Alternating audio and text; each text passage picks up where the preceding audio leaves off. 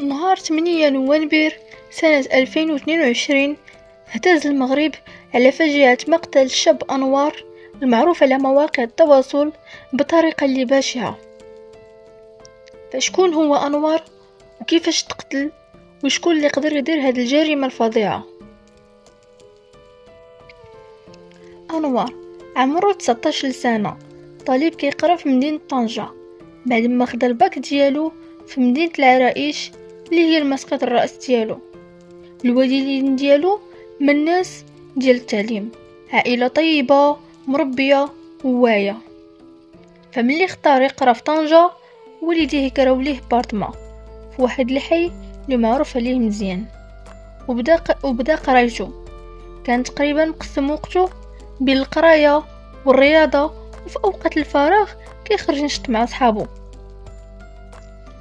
دخل لعالم السوشيال ميديا من خلال فيديوهات قصيره اللي كان كينشرها على تيك توك، واللي كيلاحظوا فيها باللي متابع على الرياضه ديالو دائما مع صحابه على رؤوس الاصابع.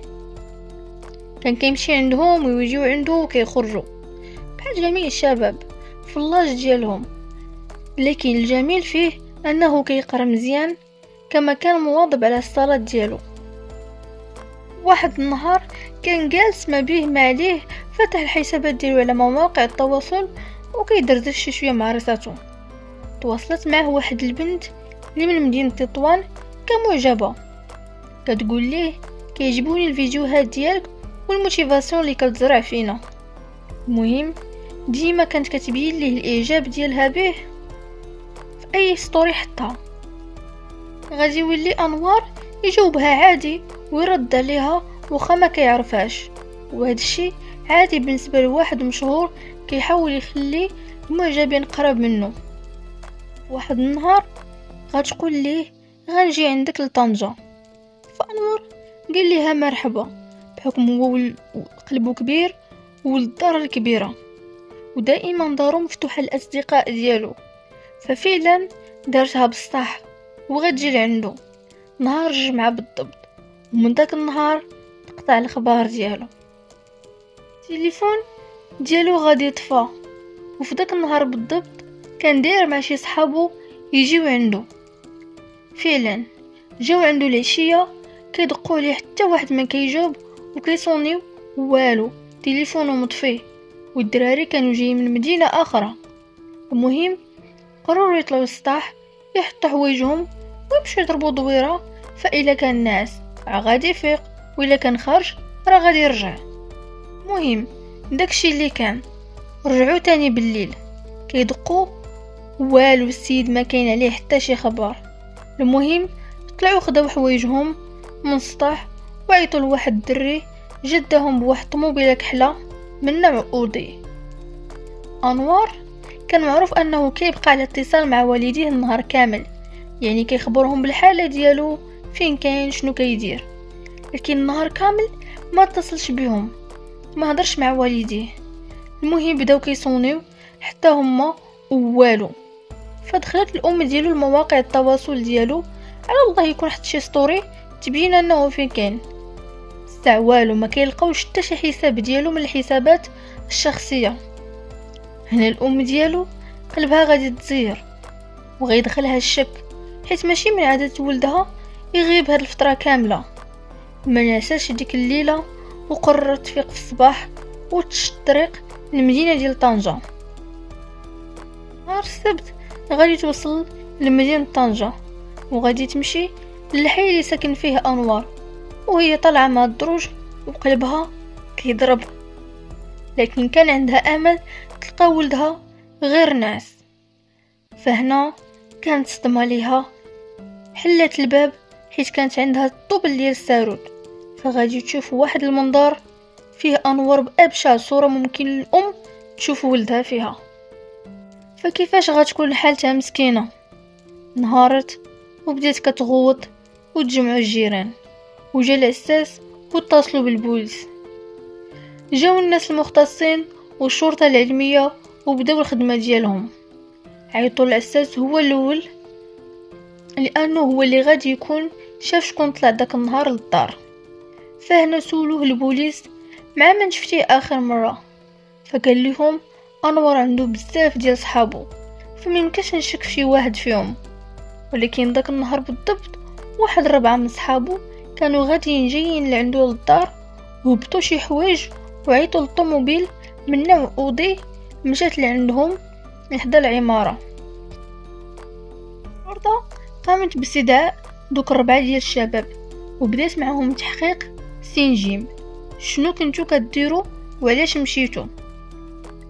كلهم قالوا نفس الحاجه، هي انهم ما تلاقوش اصلا مع انور، بقاو حتى عياو وزادوا في حالتهم. المهم من بعد يومين طلقوا سراحهم. نهار الاثنين غيخرج واحد البلاغ باللي تلقى القبض على واحد الفتاة قاصر عندها 17 سنة وباللي هي مولة الفعلة. فهنا الرأي العام المغربي وحتى اللي كان متبع القضية من قريب او بعيد غادي تصدم بالخبر. واه، ما يمكنش بنت ديرها، شي حاجه ما هيش تما. فتم الاعتقال ديال هاد البنت القاصر من بعد ما تم الاتفاق مع الامن ديال طنجة والامن ديال تطوان. السؤال المطروح، شنو قالت هاد البنت باش تبرر هاد الفعله الشنيعه ديالها؟ قالت ليهم باللي انور كان بغى يتعدى عليها وهي باش تدافع على راسها قتلاتو. انا كنعرف اللي غادي يقتل دفاعا على النفس غير يضرب ضربه وغادي يهرب، ماشي غادي يضرب 2 ضربات في العنق وضربه في الصدر وضربه في الفخذ ديالو.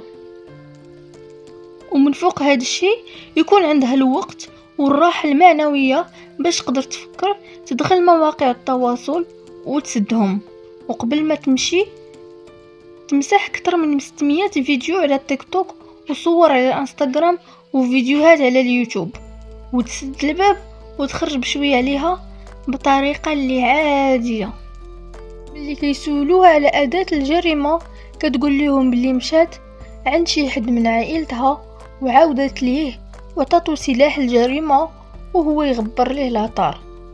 وباش تزيد تخلي الرأي العام يحن فيها ويتضامن معها، خرجت بواحد الشهاده طبيه كتبت ان عندها مشاكل نفسيه. كنظن هذا الشيء كامل ما كفيهاش باش تبرر الفعل الاجرامي اللي كنسميه انا الوحشي انها دير هكا. وزيدون هي اللي مشات لعندو للدار. واحد الحاجه اخرى، انوار الله يرحمه كان رياضي شاب قوي البنيه، ما يمكنش بنت قاصر بقوه جسمانيه اللي عاديه دير في هاد الحاله بوحدها. كنظن شي حاجه تما ورا هاد القضيه وغادي تتعرف مع الايام، والروح عزيزه عند الله. شبابي متابعيني الاوفياء، وصلنا للنهايه ديال هاد الحلقه هادي. كنتمنى تاخذوا العبره من هاد الحلقه وهاد القضيه ديال الشاب انور.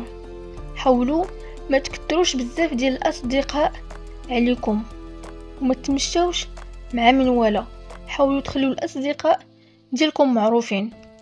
حاولوا تخبروا والديكم بشكون هما الاصدقاء اللي كتمشوا معاهم، باش هكا الا طرات شي حاجه يعرفوا مع من كنتو ومع من كتمشاو ويطمئنوا عليكم. نتلاقاو ان شاء الله في فيديو جديد وحلقه جديده وقضيه جديده. فادعوا الانوار بالرحمه والله يبين الحق.